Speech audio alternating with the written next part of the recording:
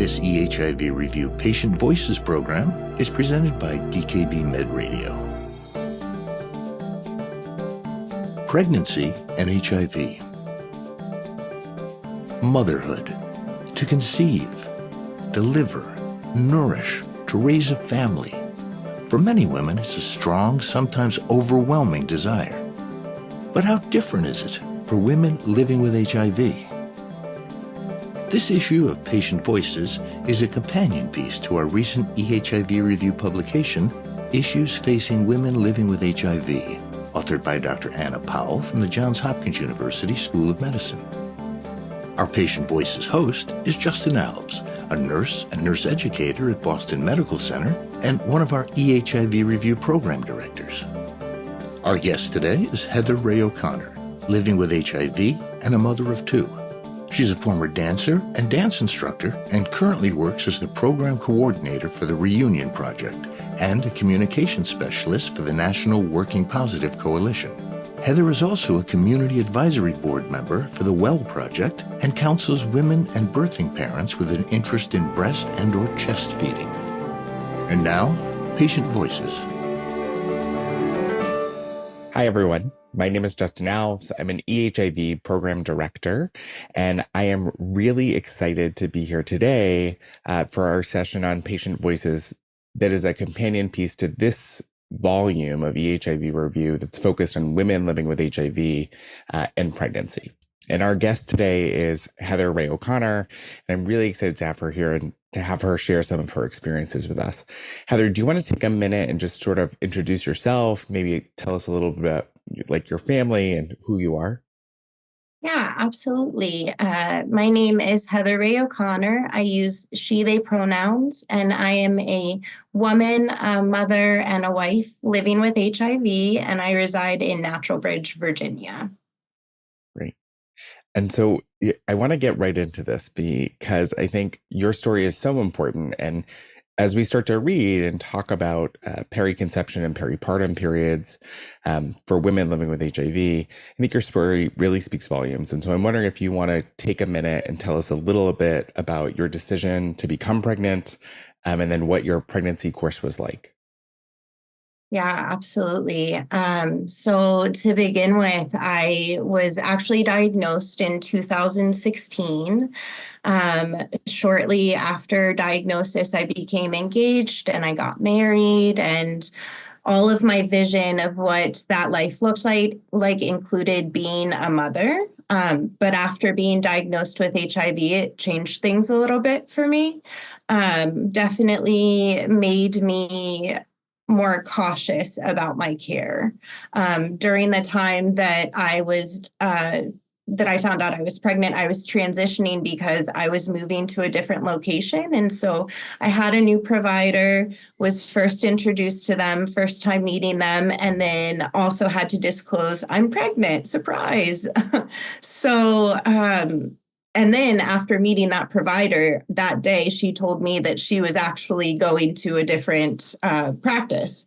So that was all very unsettling for me. I was excited, so excited to be pregnant. I always wanted to be a mother, but I wanted, the stability of having a provider that I knew was going to be there for me the entire journey.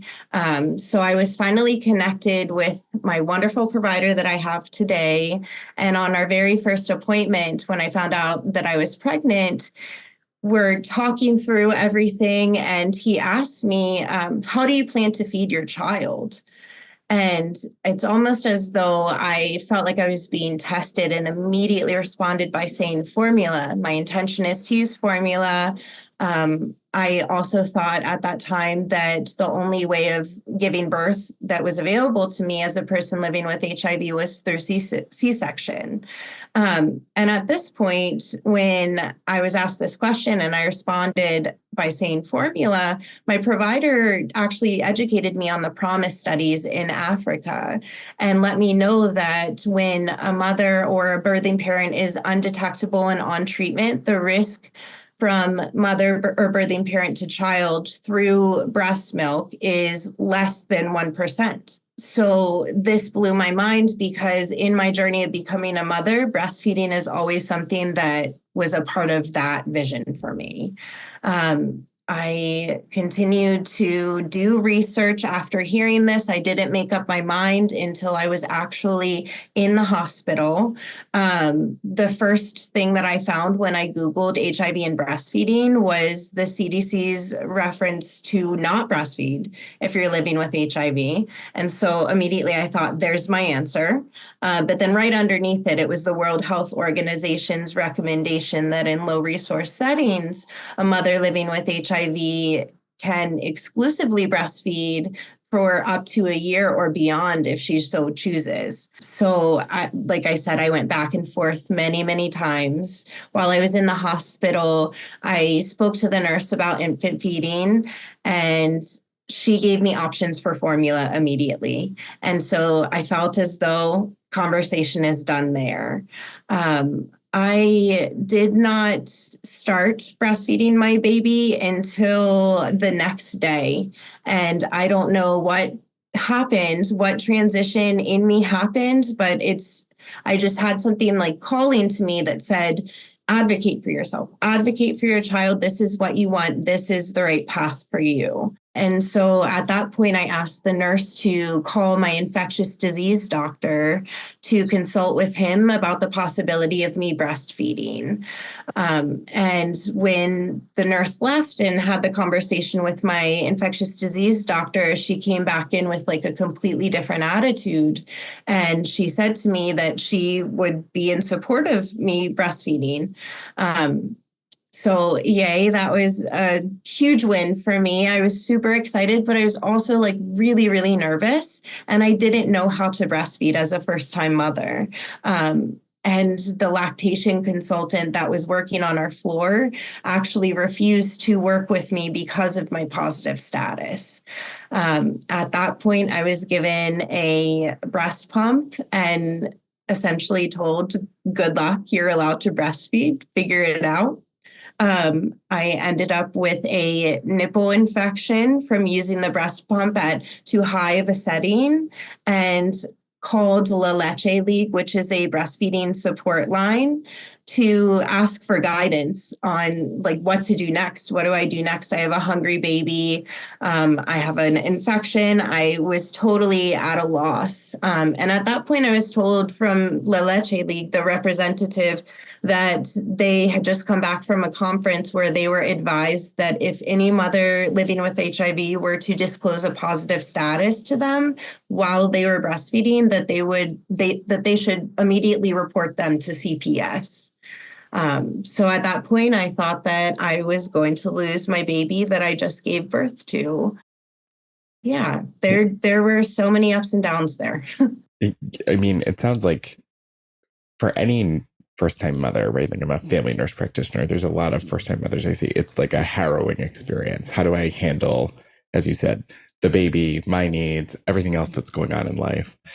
I wonder if you can talk a little bit about some of those feelings and how maybe that compared to what happened with your second child and the decision to breastfeed there and how it was different. Yeah, absolutely. So in the beginning of my breastfeeding journey with my daughter, as I said, I didn't have much support with lactation, and so she didn't latch directly. And so for 3 months, I was expressing my milk. I was also flash heating it. So I was taking my milk, putting it in a glass mason jar, heating it up to a boiling temperature, and then allowing it to cool, because this is a practice that's done in low resource settings when mother is not undetectable. I was terrified of transmission. I knew the science. I had my provider backing me up. The internalized stigma that I had just told me I needed to take that extra step. So there were many times that my child was hungry and crying for a bottle, and I had all of these steps. I had to pump, then I had to flash heat, then I had to let the milk cool, and then I gave it to my child. And I just felt so defeated, but I kept going. And I finally had a conversation with my provider. I called him just very, very upset. and telling him, I'm so tired. I'm trying to take care of my child. I'm trying to keep up with my household. I don't know what to do. I want to continue breastfeeding. And he said, the reason that you wanted to breastfeed was for all of the nutrients, all of the, good stuff that's in there for your baby. And when you flash heat it, when you flash heat the milk, you're actually killing a lot of the active cultures in it. And so this led to me one day just deciding to try to get my daughter to latch. And just by happenstance, she did. And it was one of the most beautiful moments of my life. We directly nursed for 14 months, and it was amazing. When it came time for me to give birth to my second child, my son, I got pregnant pretty much right after the first one. I had so much more confidence to advocate for myself. I knew exactly what I wanted to do. I knew that I needed lactation support. I advocated for it during all of my OBGYN appointments and let them know that this was the journey that I was going to take.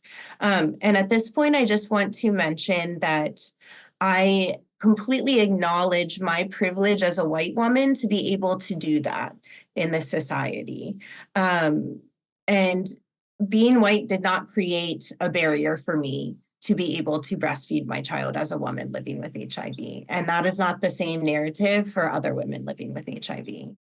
But yeah, the second time around was magical. And I was advocating for mothers to breastfeed at this point. So not just was I doing it, but I was able to exert enough energy and confidence to be able to help other mothers to navigate that situation as well. So And I think those two experiences really highlight some of the differences in what happens when people are empowered and informed and they know the data and can say, I'm not a risk to my child because I'm breastfeeding. Like, this is something normal and natural, and we should be promoting it. And so I'm wondering, for the providers listening, what is it that you really want them to take away when caring for women living with HIV who are considering breastfeeding and considering conception?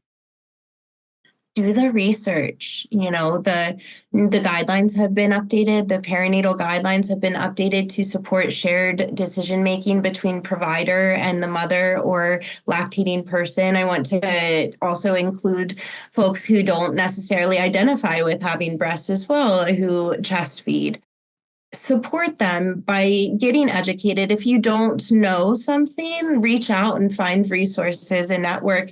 If you don't feel confident in supporting your patient, then find an avenue in which they can be supported. In the perinatal guidelines, it explicitly states that in no circumstance is it appropriate to call CPS on a woman or birthing parent living with HIV who chooses to breast or chest feed? That is so traumatizing, especially for a person who is about to bring a life into this world. It is such a life-changing, scary, exciting, monumental moment in a person's life. And that's taking a core memory and just sort of tainting it for them. And it's just, I've seen that for so many of the mothers that I've counseled, and it's really heartbreaking to see. So consider the individual, your patient, as a whole human being. This added diagnosis of HIV is just something that happened to them and something you must consider, but it does not, the person is not made by their diagnosis. The person is a whole well-rounded person with emotions, feelings, and needs. And so consider that. Yeah, I love that sentiment, that like holistic person-centered care, no matter what. And I want to thank you for like letting us in and sharing some of those monumental moments in your life with us. I think that they're powerful and they're powerful stories, and I hope people take away as much as I did from them. And so thank you so much for being with us this afternoon and talking and sharing your story. Absolutely. Thank you so much for having me. I really appreciate it. For eHIV Review Patient Voices, I'm Justin Alves.